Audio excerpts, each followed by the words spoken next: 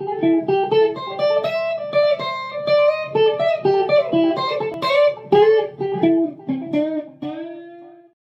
just very quickly, I've managed to solve the problem. Mitsubishi have agreed to send me a replacement charger, portable charger, which is 15 amps, as opposed to this crappy 10 amp one, which you saw in my introduction video from Paceway. In the meantime, though, I've ordered a portable charger from EVSE. They're the company which are going to install my wall charger. So I'm going to tack that on to the end of the video when I get that.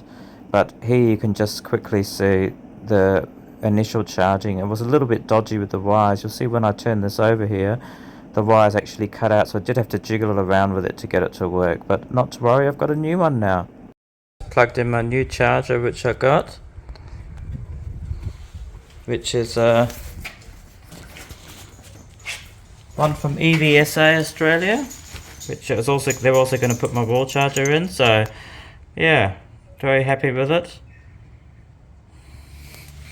So as I mentioned, this is the one that I'm sending back to Mitsubishi.